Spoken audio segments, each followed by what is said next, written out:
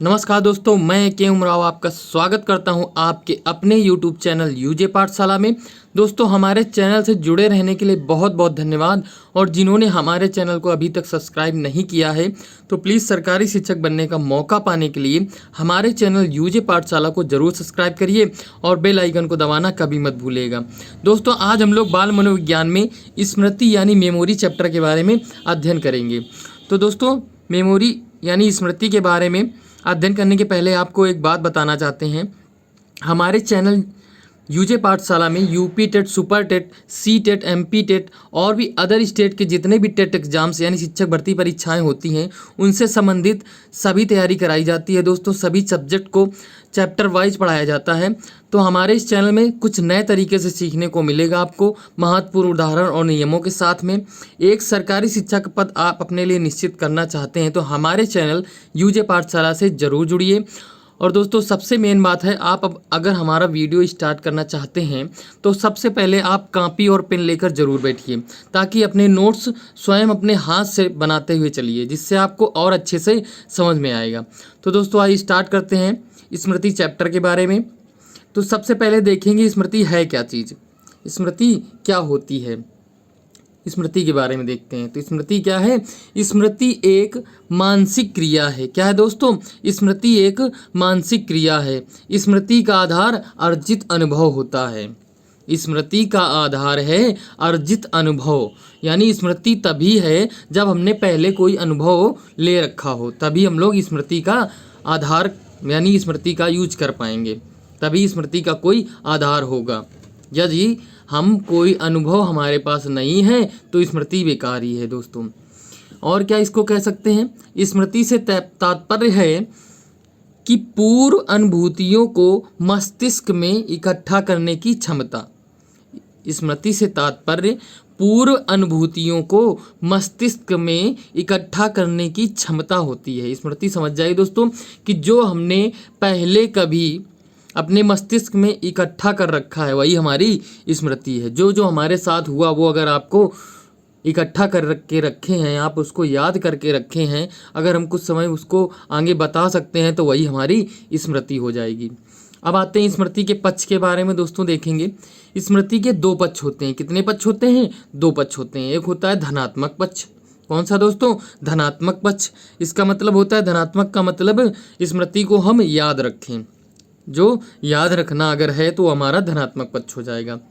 अगर हम स्मृति को भूल जाते हैं तो हमारा ऋणात्मक पक्ष होगा। ऋणात्मक पक्ष क्या होगा दोस्तों? यदि हम भूल जाएं तो हमारा ऋणात्मक पक्ष हो जाएगा। तो इस तरीके से स्मृति के दो पक्ष हो जाते हैं दोस्तों। अब आइए आगे देख लेते हैं। स्मृति से संबंधित अनेक मनोवैज्ञानिकों ने उसकी परिभाषा अनेक प्रकार से लिखी है। तो सबसे पहले देखते हैं वुडवर्थ महोदय के अनुसार। तो वुडवर्थ महोदय क्या कहते हैं? कहते हैं पहली सीखी जा चुकी बात का स्मरण करना ही स्मृति है। यानी पहले जो हम सीख चुके हैं अगर उसका हम फिर से याद करें तो वही हमारी स्मृति है, यानी स्मरण करें उसको तो वो हमारी स्मृति है। ये वुडवर्थ महोदय कहते हैं। बहुत सिंपल सी भाषा में कह रहे हैं कि पहले सीखी जा चुकी बात का स्मरण करना ही स्मृति है। तो ये हो गई वुडवर्थ महोदय के अनुसार। अब आगे आते हैं दोस्तों, मैकडूगल महोदय क्या कहते हैं उनके बारे में देखते हैं। तो मैकडूगल महोदय कहते हैं स्मृति से तात्पर्य अतीत की घटनाओं की कल्पना करना, अतीत की घटनाओं की कल्पना करना तथा यानी और तथ्य को पहचान लेना ही अतीत के अनुभव हैं। स्मृति का तात्पर्य उन्होंने बताया कि अतीत की घटनाओं की कल्पना करना और तथ्य को पहचान लेना ही अतीत के अनुभव हैं। यानी वही चीज़ कही है कि अतीत के अनुभव के बारे में बताया इन्होंने स्मृति में। कह रहे हैं स्मृति का तात्पर्य है अतीत की घटनाओं की कल्पना करना, यानी जो हम लोग पहले हमारे साथ जो जो घटित हुआ है उनकी अगर हम कल्पना कर सकते हैं तो वही हमारी स्मृति है। और क्या कहा है कि तथ्य को पहचान लेना ही अतीत के अनुभव हैं। तथ्य को अगर हम पहचान लें, जो हमारे साथ पहले हुए हैं उनसे आधारित जो तथ्य थे उनको पहचान लें, वही अतीत के अनुभव हैं। तो ये हमारे मैकडूगल महोदय स्मृति के बारे में कहते हैं। उसके बाद आते हैं दोस्तों स्काउट महोदय। बहुत ही छोटी सी परिभाषा दी इन्होंने स्काउट महोदय ने। स्काउट महोदय कहते हैं स्मृति एक आदर्श पुनरावृत्ति है स्मृति एक आदर्श पुनरावृत्ति है। इनका कहना है कि स्मृति वो है जो हमारे साथ एक बार पहले जो हो चुका है, अगर वो हो जाए फिर से वैसा ही हो तो हमें याद आ जाए, तो वही हमारी पुनरावृत्ति से इन्होंने रिलेट किया है स्मृति को। ये कहते हैं स्मृति एक आदर्श पुनरावृत्ति है। तो पुनरावृत्ति की बात कौन करती हैं? स्काउट महोदय करते हैं। इनमें से अगर कोई भी परिभाषा आ जाती है तो आप इनको देख लेंगे तो आप टिक आसानी से वहाँ पे आंसर लगा सकते हैं। अब आगे आते हैं दोस्तों, स्मृति के अंग के बारे में पढ़ेंगे। स्मृति के कितने अंग हैं? बहुत इंपॉर्टेंट क्वेश्चन है, अक्सर एग्जाम्स में आ जाता है कि स्मृति के अंग कौन कौन से हैं। तो स्मृति के अंग हमारे 4 होते हैं दोस्तों। कितने? 4 अंग होते हैं। किनके अनुसार? वुडवर्थ महोदय के अनुसार स्मृति प्रक्रिया के 4 अंग होते हैं। स्मृति प्रक्रिया के 4 अंग होते हैं। कौन कौन से? सबसे पहला हो गया सीखना या अधिगम। सीखना या अधिगम, जिसको इंग्लिश में कहते हैं लर्निंग। क्या कहते हैं दोस्तों? लर्निंग कहते हैं।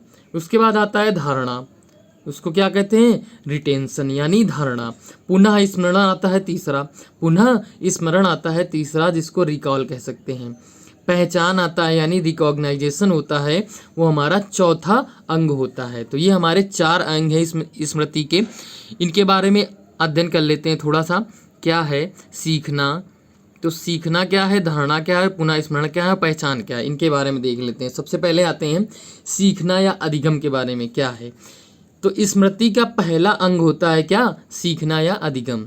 स्मृति का पहला अंग है सीखना या अधिगम। ये क्वेश्चन बन सकता है दोस्तों हमारे एग्जाम्स में कि स्मृति का पहला अंग कौन सा है। उसमें ऑप्शन दिए होंगे सीखना, धारणा और पुनः स्मरण या पहचान। इनमें से कौन सा स्मृति का पहला अंग है? बहुत अच्छा क्वेश्चन बन सकता है। तो इसका पहला अंग कौन है? स्मृति का सीखना है हमारा पहला अंग। हम जिस बात को याद करना चाहते हैं यानी याद रखना चाहते हैं, उसे सर्वप्रथम सीखना पड़ता है। बहुत स्वाभाविक बात है दोस्तों। हम जिस बारे में याद रखना चाहते हैं तो उसको जब तक सीखेंगे नहीं तो हमें याद नहीं हो जाएगा, वो हमें याद नहीं होगा। अगर हम प्रयोगशाला में हैं, कोई चीज़ अगर याद रखना चाहते हैं कि मान लीजिए कोई रिएक्शन कैसे होती है, तो उसको जब तक हम लोग सीखेंगे नहीं तब तक वो हमारे दिमाग में नहीं बैठेगा, हमको याद नहीं रहेगा। तो यही है, सीखना हमारा पहला अंग हो जाता है यहीं से। इसके बाद आता है धारण। इसके बाद आता है धारण यानी रिटेंशन। धारण क्या होता है? धारण का तात्पर्य क्या होता है दोस्तों? सीखी हुई बात को मस्तिष्क में संचित रखना। मतलब ये है कि जो हमने सीख रखा है, हमारा जो पहला चरण था यानी पहला अंग था सीखना, वो हमने सीख रखा है जो चीज़, उसको हम मस्तिष्क में कब तक संचित रख सकते हैं। उसको हम मस्तिष्क में एक ऐसी जगह बैठा लें जो हमारे मस्तिष्क में संचित रहे, यानी हमको आगे कभी भी उसको हम याद रख सकें, उसको हम स्मरण कर सकें। तो ये हो गया हमारा धारणा यानी धारण करना। तो धारण का तात्पर्य क्या बताया? सीखी हुई बात को मस्तिष्क में संचित रखना, ये होता है धारण। उसके बाद आता है दोस्तों, उसके बाद 2 चरण और होते हैं यानी 2 अंग और होते हैं। कौन कौन से? उसके बाद आता है पुनः स्मरण। पुनः स्मरण। तो पुनः स्मरण का तात्पर्य क्या है दोस्तों? पुनः स्मरण का तात्पर्य है सीखी हुई बात को अचेतन मन से चेतन मन में लाना। यानी जो हमने बात सीख रखी है पहले और वो हमारे अचेतन मन में पड़ी हुई है, यानी उसको धारण कर रखा है हमने अचेतन मन में, तो हम उसको चेतन मन में कैसे लाएं? वही हमारा पुनः स्मरण होता है। यानी चेतन मन, अचेतन मन का मतलब ये हुआ दोस्तों, उसको हम लोग स्मरण में अभी नहीं लाए, यानी हम लोग उसको अभी याद नहीं रखे हैं, उसको हम ऐसी जगह स्टोर किए हुए हैं यानी धारण किए हुए हैं, संचित रखे हैं उसको, कि वहाँ से हम लोग सिर्फ चेतना में ला सकते हैं, यानी उसको याद करके हम लोग बता सकते हैं यानी स्मरण कर सकते हैं। तो वही हो गया हमारा अचेतन मन से चेतन मन में लाना, पुनः स्मरण हो जाता है। उसके बाद आता है पहचान। उसके बाद क्या होता है? पहचान। ये हमारा अंतिम अंग होता है स्मरण का यानी स्मृति का। तो क्या होता है? पहचान का तात्पर्य है वर्तमान काल में उस बात से परिचित होना, वर्तमान काल में उस बात से परिचित होना जिससे कि अतीत काल में परिचित हो चुके हैं। तो पहचान का मतलब ही हो गया दोस्तों कि जो हमारा वर्तमान काल में उससे परिचित होंगे जो हमारे साथ पहले बीत चुका है, यानी अतीत काल में परिचित हो चुके हैं जिससे हम उससे, जैसे अतीत काल में हमने किसी आदमी को देख रखा है, किसी आदमी को देख रखा है और अचानक वो हमारे सामने आ जाएं, अचानक वो हमारे सामने आ जाएं, यानी वर्तमान काल में हमारे सामने हों तो हम उनको पहचान लें। तो यही होता है हमारा पहचान। तो पहचान का तात्पर्य क्या हुआ? वर्तमान काल में उस बात से परिचित होना जिससे कि अतीत काल में परिचित हो चुके हैं, यानी उसको हम अतीत में पहले देख चुके हैं, उससे परिचित होना ये हमारा पहचान होता है। अब आगे आते हैं दोस्तों, अच्छी स्मृति की विशेषताएं। बहुत इंपॉर्टेंट क्वेश्चन इससे बनते हैं। अच्छी स्मृति की विशेषताएं कौन कौन सी हैं पूछा जाता है। तो सबसे पहला इसमें आता है शीघ्र सीखना या अधिगम। शीघ्र सीखना या अधिगम, यानी अगर हम, अच्छी स्मृति की विशेषता क्या होती है कि जल्दी सीख लें, यानी जल्दी अधिगम कर लें, जल्दी सीख लें कोई चीज़, वही हमारी अच्छी स्मृति की विशेषता हो जाती है। यानी जल्दी से सीख लेना, कोई भी बात है उसको हम, यानी कोई भी प्रयोगशाला में कोई प्रयोग कर रहे हैं जैसे, तो हम उसको अच्छी तरीके से यानी जल्दी ही सीख लें तो हमारा अच्छी स्मृति की विशेषता हो जाएगी। उसके बाद आता है उत्तम धारण शक्ति, यानी हमने धारण के बारे में पढ़ा अभी कि उसको हम लोग कैसे अपने संचित कर लेते हैं, अपने दिमाग में संचित कर लेते हैं। वही चीज़ कह रहा है कि हम लोग उसको उत्तम तरीके से अपने मन में संचित रखें, अपने दिमाग में संचित रखें, वही हमारा उत्तम धारण शक्ति होती है। तो ये हो गया उत्तम धारण शक्ति। उसके बाद आता है शीघ्र पुनः स्मरण, यानी हमने कोई चीज़ याद करनी है, हमने जो अतीत में हो चुका है उसको याद करना है तो हम जल्द ही या दिमाग में ले आएँ कि हमारे अचेतन मन से चेतन मन में जल्द ही ले आएँ, तो वही हमारा शीघ्र पुनः स्मरण होता है। कितनी जल्दी हम ला सकते हैं स्मरण में, वही हमारा शीघ्र पुनः स्मरण हो जाएगा। यही अच्छी स्मृति की विशेषता हो जाएगी। उसके बाद आता है शीघ्र व स्पष्ट पहचान, यानी हमने जो अतीत में हो चुका है उसके बारे में अगर वर्तमान में सामने आता है, यानी वही चीज़ हो गई पहचान जिसको कहते हैं, वो हमारा शीघ्र ही हो जाए, यानी कुछ ही पल में हम पहचान लें किसी को, तो हमारा अच्छी स्मृति की विशेषता हो जाएगी। और हम वही चीज़ पहचाने, स्पष्ट पहचाने, यानी कुछ गलत ना हो उसमें, तो वही हमारी हो जाएगी स्पष्ट पहचान, यानी शीघ्र या स्पष्ट पहचान। उसके बाद आता है दोस्तों अनावश्यक बातों का विस्मरण। विस्मरण एक चीज़ होती है दोस्तों, स्मरण हो गई हमें याद रखना, विस्मरण होता है भूल जाना, जस्ट उसका अपोजिट होता है दोस्तों, यानी उल्टा होता है उसको।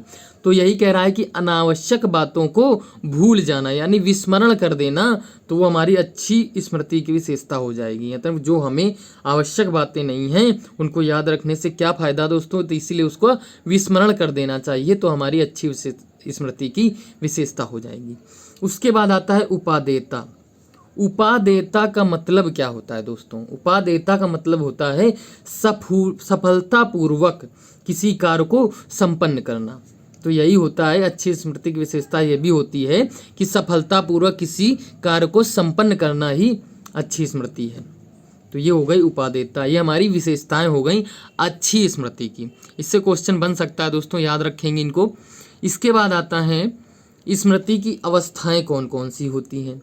ये इससे बहुत क्वेश्चन बन चुका है दोस्तों कई बार कि स्मृति की अवस्थाएं कौन कौन सी हैं। उसमें से ये 3 ऑप्शन में दिए होगा और उसमें पूछेगा कौन सी अवस्था इसमें से स्मृति की अवस्था नहीं है।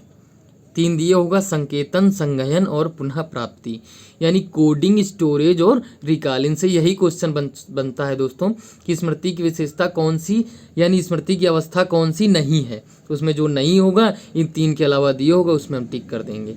कौन कौन सी हैं याद रखेंगे, संकेतन यानी कोडिंग, संघयन यानी स्टोरेज, पुनः प्राप्ति मतलब रिकॉल। इतना याद रखेंगे, इसकी अवस्थाएं 3 होती हैं। उसके बाद आता है स्मृति के प्रकार। स्मृति के प्रकार कई होते हैं दोस्तों, उनमें से कुछ प्रकारों को देख लेते हैं हम लोग। जैसे आता है तात्कालिक स्मृति। तात्कालिक स्मृति का तात्पर्य यह है दोस्तों कि जैसे हमारे सामने कोई अचानक आ जाए और हम उसको पहचान लें, तुरंत हम लोग अपने स्मरण में ले आएँ, तो वही हमारी हो जाती है तात्कालिक स्मृति। यानी हम लोग तुरंत उसको पहचान लें। कोई हमारा रिश्तेदार है, हमारे सामने आ जाए कि हमारे फूफा हैं, हमारे मामा हैं, कोई हमारे सामने आ जाए तो हम तुरंत उनको पहचान के उनसे नमस्ते करें या चरण स्पर्श करें। अपने फूफा आ गए तो हम चरण स्पर्श करें और पहचान लें उनको, तो ये हमारा तात्कालिक स्मृति हो जाता है दोस्तों। उसके बाद आता है स्थायी स्मृति।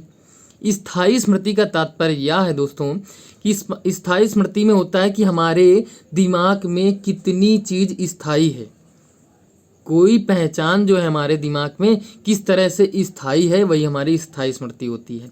यानी वो हमेशा ही हमको याद रहे, वही हमारी स्थायी स्मृति होती है। उसके बाद आता है व्यक्तिगत स्मृति। व्यक्तिगत का मतलब ये हो गया दोस्तों कि किसी इंडिविजुअल चीज़ के बारे में हमें याद हो। मतलब हम लोग अगर साइंस, यानी हम साइंस में ले लें, हम केमिस्ट्री के प्रयोगशाला में हैं तो हमें केमिस्ट्री के सभी प्रयोग हमको, प्रयोगशाला के सभी प्रयोग हमको याद हैं, तो वो हमारा हो गया व्यक्तिगत स्मृति। या तो फिजिक्स के हैं हम लोग तो फिजिक्स के हमें सभी प्रयोग याद हैं। जिस तरह से अगर व्यक्तिगत तरीके से, यानी किसी एक माध्यम से, किसी एक तरीके से हमको याद है कोई चीज़ के बारे में, तो हमारा व्यक्तिगत स्मृति हो जाएगी। उसके बाद आता है दोस्तों सक्रिय स्मृति। क्या आता है? सक्रिय स्मृति। सक्रिय स्मृति का मतलब क्या दोस्तों? वही चीज़ हो गया तात्कालिक की तरह कि सक्रिय का मतलब तुरंत ही क्रिया करके हमें याद आ जाए, तुरंत हमारा दिमाग क्रिया करने लगे, कोई चीज़ सामने आ जाए तो हमारी सक्रिय स्मृति हो जाता है। उसके बाद आता है निष्क्रिय। तो सक्रिय और निष्क्रिय में ये अंतर होता है। सक्रिय का मतलब होता है हमें याद आ जाना, और निष्क्रिय का मतलब हम वो चीज़ भूल चुके हैं, वो चीज़ हमारी स्मृति में नहीं है, तो वो हमारा निष्क्रिय स्मृति हो जाएगा। सक्रिय का मतलब वो हमारे दिमाग में चल रहा है, अभी जो हमारे दिमाग में चल रहा है वो हमारी सक्रिय स्मृति हो जाएगी। निष्क्रिय का मतलब वो चीज़ हम भूल चुके हैं, वो हमारे दिमाग से हट चुका है, तो हमारी निष्क्रिय स्मृति हो जाएगी। उसके बाद आता है दोस्तों यांत्रिक स्मृति। तो यांत्रिक स्मृति इस तरह से होगा, किसी यंत्र के बारे में स्मृति करना या किसी मैकेनिक चीज़ के बारे में स्मृति करना, वो हमारा यांत्रिक स्मृति हो जाएगी। उसके बाद आता है तार्किक स्मृति। यानी तार्किक रूप से हम लोग कुछ चीज़ याद रखें, वो हमारा तार्किक स्मृति होता है। यांत्रिक तरीके से तो यांत्रिक स्मृति, तार्किक तरीके से याद रखें तो हमारा तार्किक स्मृति होता है। उसके बाद आता है दोस्तों दीर्घकालिक स्मृति। यानी ऐसी स्मृति, यानी स्मरण शक्ति जो हमें दीर्घ समय के लिए याद हो। जो चीज़ हमने बचपन में सीखी थी वो अभी भी हमको याद है, तो हमारी दीर्घकालिक स्मृति हो जाएगी। जैसे हम लोगों ने बचपन में ABCD याद रखी है, याद रखी थी, और 1 2 3 मतलब गिनती याद रखी थी, पहाड़े याद रखे थे, वो हमको अभी भी हमारे स्मरण में हैं, अभी भी हम उनको सुना सकते हैं या स्मरण कर सकते हैं, तो हमारी हो जाएगी दीर्घकालिक स्मृति। तो ये हो गए स्मृति के प्रकार दोस्तों। उसके बाद आता है स्मृति करने की विधियाँ, यानी स्मरण करने की कौन कौन सी विधियाँ, उनके बारे में पढ़ेंगे दोस्तों। तो स्मरण करने की पहली विधि आती है पूर्ण विधि। यानी हम लोग स्मरण के लिए पूर्ण तरीके से अध्ययन करें, यानी जितना भी है हमारा स्मरण करने के लिए उसकी पूर्ण विधि का प्रयोग करें, यानी पूर्ण तरीके से उसका अध्ययन करें, उसको स्मृति में रखें। तो ये हो गया पूर्ण विधि स्मरण करने की। यानी हमारा चैप्टर दिया है, उसको हमने, बहुत बड़ा सा चैप्टर है, उसको हमने पूरा का पूरा वैसे ही स्मरण कर लिया, हमारे अपने दिमाग में संचित कर लिया, तो वो हमारा हो जाएगा पूर्ण विधि। और दूसरा आता है आंशिक या खंड विधि। तो आंशिक का मतलब हो गया टुकड़ों में बांट के, यानी हमारे चैप्टर है उसको हमने टुकड़े टुकड़े करके अपने स्मरण में याद रखा, यानी कुछ बहुत अभी याद कर लिया, फिर कुछ बहुत कुछ समय बाद याद किया और उसको स्मरण में रखे रहा, तो वो हमारा आंशिक या खंड विधि हो जाती है। उसके बाद आता है विराम विधि। तो विराम विधि का मतलब ये हो गया दोस्तों कि हमने कुछ बहुत याद किया भी, फिर उसके बाद हम लोग रुक गए, यानी विराम ले लिया, उसके बाद फिर से स्मरण किया, फिर से दोबारा स्मरण किया, तो वो हमारा विराम विधि हो जाएगी उसमें। उसके बाद आता है मिश्रित विधि। मिश्रित का मतलब ये हो गया दोस्तों, हमें कई तरह की जो स्मरण हैं यानी स्मृतियां हैं उनको स्मरण करें कई तरह से, मिश्रित तरीके से, यानी उसमें पूर्ण भी होगा, आंशिक भी होगा, और कई तरीके से हम लोग स्मरण करें तो हमारी मिश्रित विधि हो जाएगी। उसके बाद आता है सक्रिय विधि। सक्रिय का मतलब हमारे दिमाग में चलता रहे, जो हमारे दिमाग में क्रियाशील रहे, वही हमारा सक्रिय विधि होती है। स्मरण करने की वही सक्रिय विधि होती है। निष्क्रिय का मतलब जो हमारे दिमाग में ना हो, यानी जो निष्क्रिय हो चुकी हो, जो हमारे दिमाग से निकल चुकी हो, वो हो गई हमारी स्मरण करने की निष्क्रिय विधि। उसके बाद आता है रटने की विधि। रटने की विधि दोस्तों, जो रट के हम लोग स्मरण करें, यानी हमने कोई चैप्टर दिया गया, उसके क्वेश्चन आंसर हैं, हमने अपने दिमाग में रट के बैठा लिए, उसको रट लिया हमने। जैसे कोई भी क्वेश्चन है, यानी मान लीजिए अपोजिट वर्ड्स हैं हमारे, एंटोनिम या साइनोनिम्स हैं, कुछ भी हमने उनको रट के रखा है वो दिमाग में, तो वो हो गई हमारी रटने की स्मरण विधि।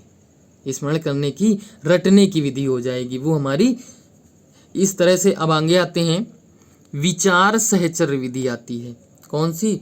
विचार सहचर्य विधि। यानी हम जो चीज़ हमको याद करने के लिए यानी स्मरण करने के लिए दी जाए, उसको हम लोग विचार करके अपने दिमाग में बैठाएं, विचार करके उसको स्मरण करें, तो हमारी स्मरण करने की विचार सहचर्य विधि हो जाएगी। उसके बाद आता है क्रिया विधि। यानी क्रिया विधि का मतलब ये हो जाएगा दोस्तों कि हम कोई क्रिया करके उसको स्मरण करें, उसको कोई क्रिया करके स्मरण करें, तो हमारी क्रिया विधि हो जाएगी। जैसे प्रयोगशाला में ही है, अनेक प्रकार की क्रियाएं करते हैं हम लोग, तब हमको स्मरण होता है, तो वही चीज़ हो गई हमारी क्रिया विधि। वही चीज़ हमारी हो गई क्या? क्रिया विधि। उसके बाद आता है निरीक्षण विधि। निरीक्षण विधि का मतलब होता है एक तरह से देख रेख करके स्मरण करना, देख रेख करके स्मरण कराना, वो हमारा हो गया। जैसे कोई अध्यापक है, कक्षा में है, बच्चों को स्मरण कराना है उसको, तो वो निरीक्षण करके बच्चों को स्मरण कराएगा, तो वो हमारी निरीक्षण विधि हो जाएगी स्मरण करने की। तो ये हो गई हमारी स्मरण करने की विधियाँ दोस्तों। इसके आगे आते हैं, स्मृति को प्रभावित करने वाले कारक देखेंगे। स्मृति को प्रभावित करने वाले कारक कौन कौन से हैं, तो इसमें सबसे पहले आएगा विद्यार्थी संबंधित कौन कौन से कारक हैं, ये देखेंगे हम लोग। तो विद्यार्थी संबंधित कारक में आता है विद्यार्थी की आयु।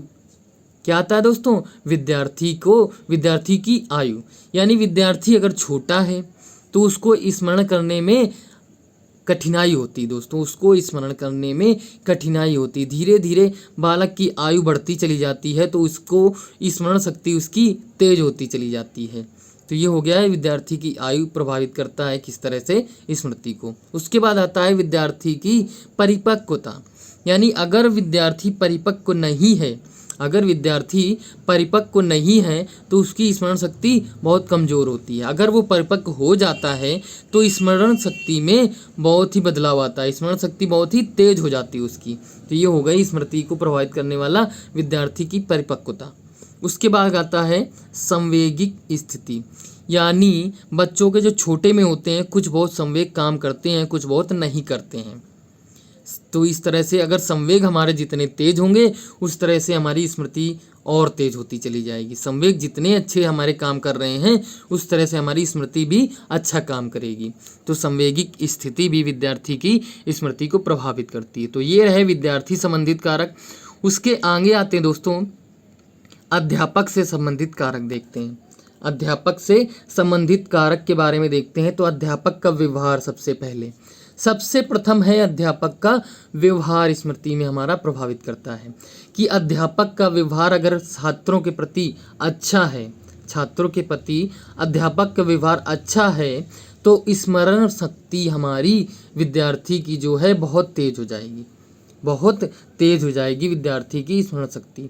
अगर उसी जगह अध्यापक अच्छे व्यवहार का नहीं है, तो बच्चे की स्मरण शक्ति में बहुत प्रभाव पड़ेगा। उसके बाद आता है अध्यापक की विषय वस्तु से संबंधित ज्ञान। अध्यापक को विषय वस्तु से संबंधित ज्ञान होना चाहिए।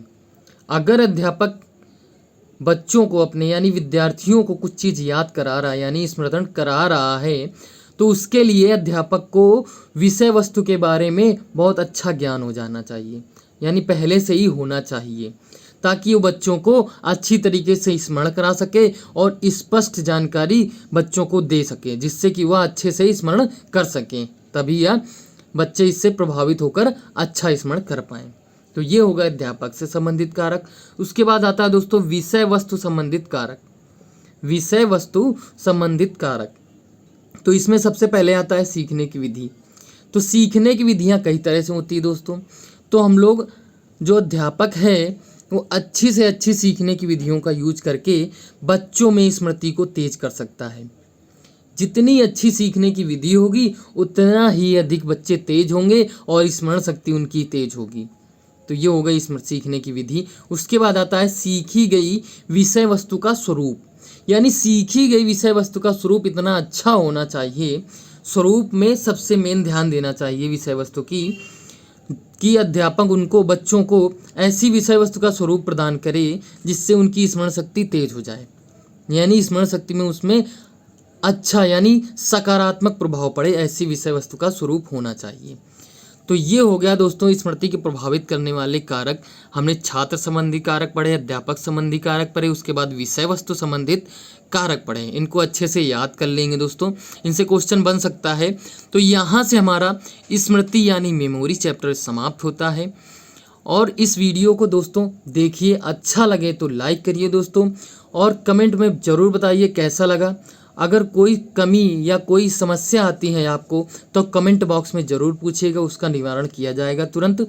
और सरकारी विद्यालय में एक सीट पक्की करना चाहते हैं अपनी, तो हमारे चैनल यूजे पाठशाला को ज़रूर सब्सक्राइब करिए और बेल आइकन को दबाना कभी मत भूलिएगा दोस्तों, जिससे हमारे अगले वीडियो का नोटिफिकेशन आपको तुरंत प्राप्त हो जाएगा और आप उस वीडियो को तुरंत देख सकते हैं।